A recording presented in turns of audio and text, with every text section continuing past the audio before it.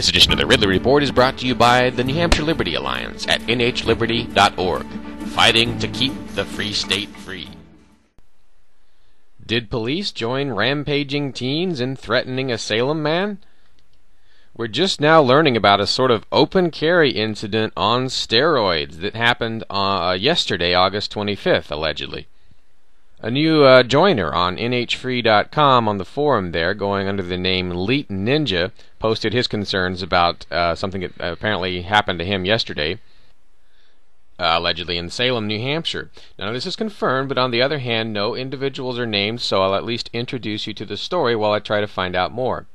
Again, this is from a new member on NHFree.com who registered and posted his first message last night about this alleged incident in Salem, New Hampshire. Quote, "A good friend and neighbor of mine was being vandalized today. I walked over and asked the teens what they thought they were doing. One kid had jumped the fence by the time I got there, after observing him throwing water jugs and smashing things against the house, he had a gas can in one hand and a lighter in the other. He had already thrown things around, smashed things up, and basically just done whatever he wanted to the property. I was showing up a bit late to the party, I guess. My girlfriend was already calling police, as we have done in the past. It is a recreation area at the lake, so they seem to take their time each and every time. This time is a bit different, as you will hear. So the kids start mouthing off, as punk kids do, and I calmly explain that it is private property and that they need to leave. Three of them on my side of the fence start saying, 'Let's kick his ass,' to each other as they drop their bikes and start coming toward me. I have my weapon secure and holstered and not even a round in the tube. I lift my shirt and say, probably not the best idea. They stop dead in their tracks and a round of 'holy shits' go around the group. I say, 'Yeah, holy shits, now leave and don't come back, understand?'" Unquote. So eventually the juveniles leave, and about 10 minutes after that, the police show up at his house, he says. He says that they demand his weapon, which by that time is not on him but inside the house. He apparently gives the police some information, and he says, quote, "As more of the story is being given, I am being lectured about how I am not an officer and how my LTC, license to carry a weapon, could be pulled and I could be charged with criminal threatening amongst other things," unquote.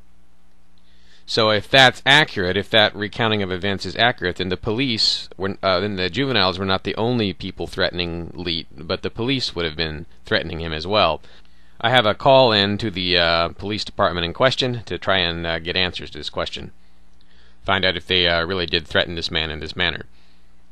Significantly, I don't think Leet is accusing the police of having taken the weapon, only having looked at it, so that's a good thing. A lot of police departments will just seize your weapon and not give it back during the times when you need it most, right after you've been threatened by juveniles or thugs or whatnot. Leet reports that 5 police cruisers showed up, gave him multiple questionings, and there were 8+ officers, he says, and he was pressured to fill out a report. Now, a relative of the accused juveniles apparently filled out a report accusing Leet of pulling his weapon and chambering around. Leet is also concerned that police are not very responsive when there is actual vandalism going on. Anyway, like I said, I should have more information soon. Like I said, I'll try and figure out the story from the police department's point of view. And also, just a couple thoughts on this.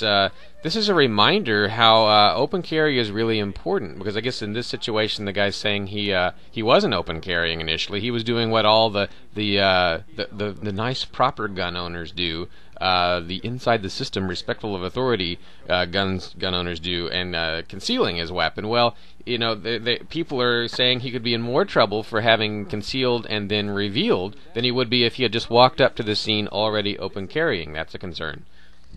So maybe a lesson from this is if you walk up on a tense situation, it's better to be open carrying. I don't know. At least there is potential advantages. Also, while we're on the subject of open carry, an official at Go New Hampshire says, Gun Owners of New Hampshire says there was also an August 9th open carry incident in Manchester involving a man unknown to the Liberty Movement. Apparently, he was on Manchester's community cable station MCAM during a question and answer session by Chief Mara. He asked Chief a question. Mara, I think is how he pronounces it. I haven't seen this myself, but would like to know more. PM me or send me a message if you know more about this. In any case, it does seem like apparently, the constructive use of firearms is on the rise. In the last 4 months, I've seen 2 random people open carrying on the sidewalks and parking lots around Manchester. These are folks the Liberty Movement wouldn't know from Adam. Anyway, stay tuned for more details on this as I learn them. This is Dave Ridley signing off for RidleyReport.com.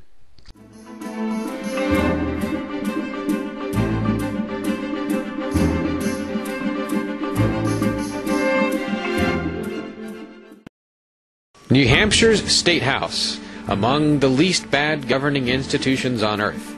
But even here, legislators plot theft and destruction. However, they don't do it without opposition. The New Hampshire Liberty Alliance stands in their path and stands ready to train you in the ways of the Citizen Freedom Lobby. Visit nhliberty.org to get involved.